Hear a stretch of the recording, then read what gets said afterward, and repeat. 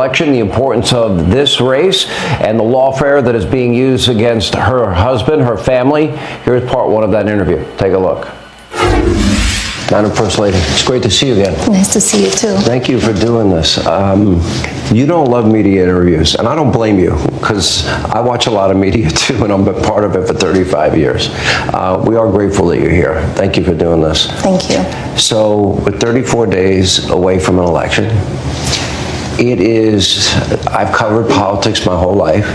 It is a long, hard, tough, grueling process, as you know. What's this process like for you? As you said, it's a long process, and you just need to be in it and enjoy it as much as you can. Also, you need to be very focused and take it day by day. Some surprises come as well, so it is very important that you prepare for those surprises. What's election day and election night like for you? I'm sure if I was on the ballot, I would imagine I'd probably be a wreck. You know? Well, as I explained in my book, I'm very calm. That's maybe my personality, and because I know on the election day it's all in the people's hands. Yeah. People decide what they want for this country, and it will be again this year on November 5th. Yeah, here we go again, your third run. You know, one of the most interesting stories to me is and I've known your husband for many years, long before he ever got into politics. And then when he was thinking about it, we had a lot of late night conversations about issues, and we would kind of go back and forth and debate. And what's so fascinating is that he was going up against 16 of the top governors and senators in our country. And when he brought the issue to you that he was thinking of running, you're quoted as saying, well, you know, if you run, you're going to win. True story? True story. How did you know? I saw how people react to him, and his passion for this country. And we travel all around the world, and he was making speeches at that time, and I saw what the people want, and I think the country was ready for a change.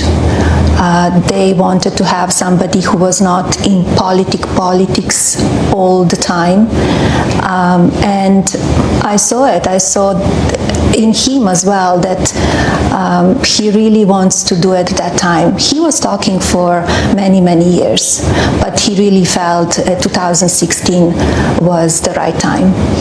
What, if anything, is different this time around? I would think that the world, and especially the United States, is more divided than ever before. We are dealing with much more danger, and especially we see what's going on the world and the threats that we get, and my husband, what he went through in the last few months. Yeah, I'm going to get to the issue of the assassination, and there are new threats, as you know, and we'll talk about that. Let's talk about the divided country. And you often talk about you want the country united. I like the country united. Some people wouldn't believe it, but I have very strong political beliefs about what the right thing to do is to get the country on the right track, putting politics aside. How do you reconcile those that want open borders and those that want secure borders, those that want high taxes and those that want tax cuts and a free market economy? How do you reconcile those that want to defund and dismantle the police and those that believe in law and order, or those that believe in energy independence and those that don't, or those that believe in peace through strength and those that, for example, Kamala Harris doesn't think we should use the words radical Islamic terrorism?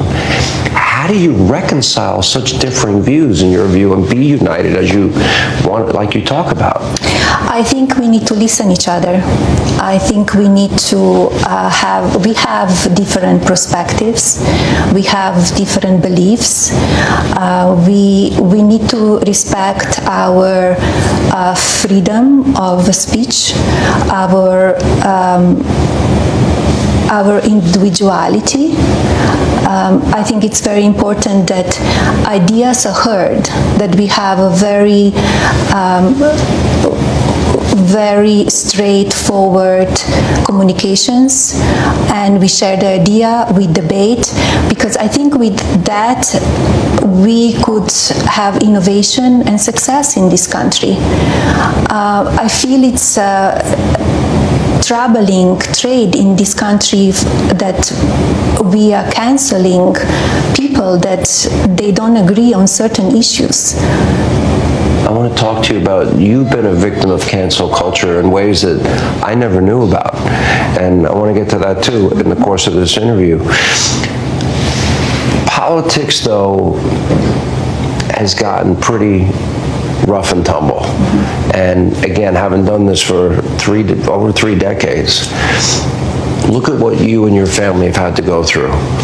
I covered the Russia, as the president would say, the Russia hoax, Russia, right? 3 years, it was all based on a lie, and it was debunked. I watched him go through not one, but two impeachments. We'll get to the assassination attempts. He has been through so much, but so have you. And what stunned me is when you actually said that when they first impeached him, oh, I'm surprised it took so long. Wow, you were expecting it all.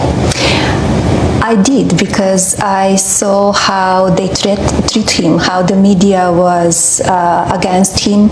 I think they are afraid of his strength, and he was leading this country with peace through strength. Yeah. So as soon he announced that he's running for the president, everything really changed. And I saw it, and I said, you know, this will not be very pleasant, but I knew what he's into it, what he will need to deal with.